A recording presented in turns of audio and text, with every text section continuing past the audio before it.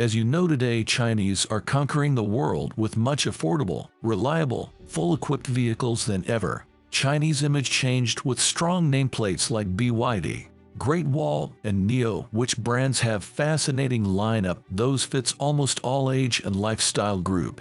After years, those brands grow from their roots in China and meeting all safety regulation all over the world, especially Euro NCAP. Chinese reliable vehicles projects are done to fly all over the world to meet new, stylish generation and middle-class customers. But there is one big problem arise, which is tariffs replaced by governments to protect their own brands. Those have hundreds of years legacy in the sector. All countries, United States and European countries, starting political game to mitigate the Chinese conquer all over in their country. Thanks for joining today's video. If you have not yet, please subscribe and like the video. Your support is very important to grow this channel. Thanks in advance.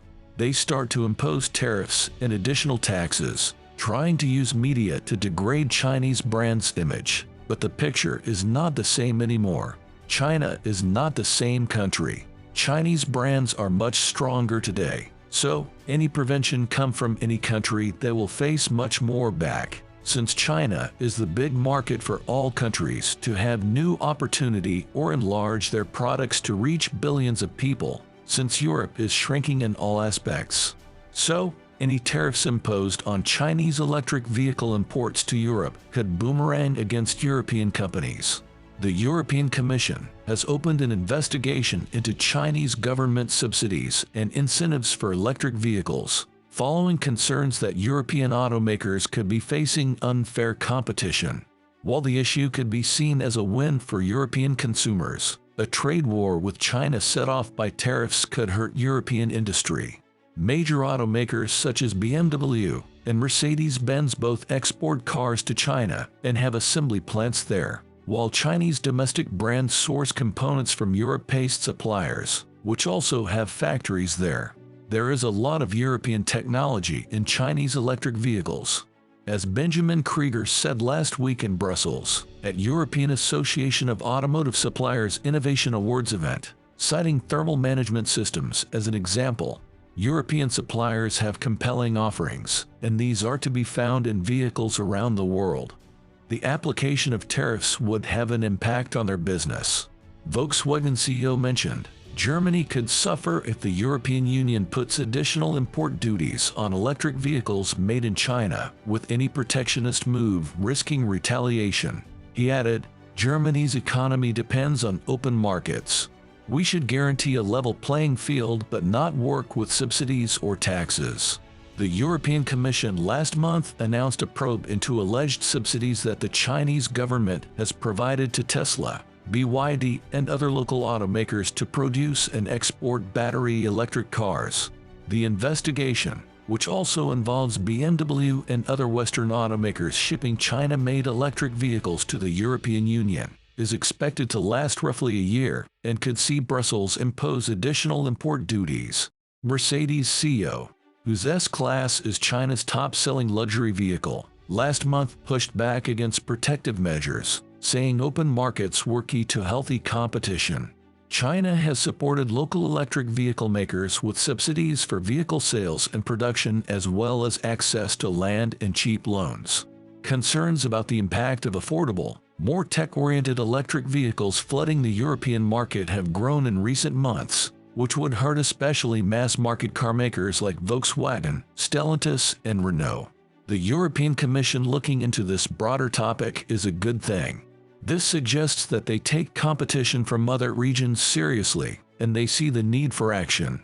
But there are doubts that subsidies can do more than provide immediate relief to address the issue of affordable electric mobility.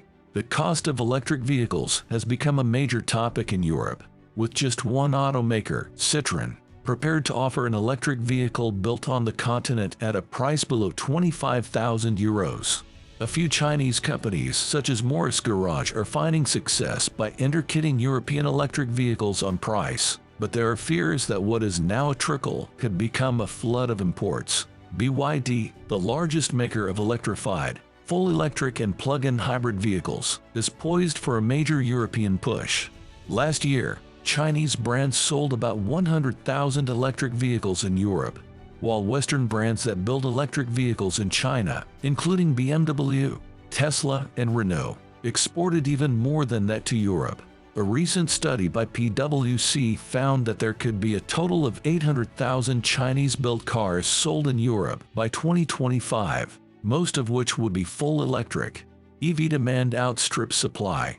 European regulators have created a huge demand for electric vehicles, but European manufacturers are struggling to meet that demand. Chinese companies are looking to exploit that shortfall. Rather than tariffs, European regulators should focus on creating an infrastructure that encourages lower-priced electric vehicles, including securing supplies of raw materials for batteries, something China has been working on for decades, and providing affordable, sustainable energy and electricity.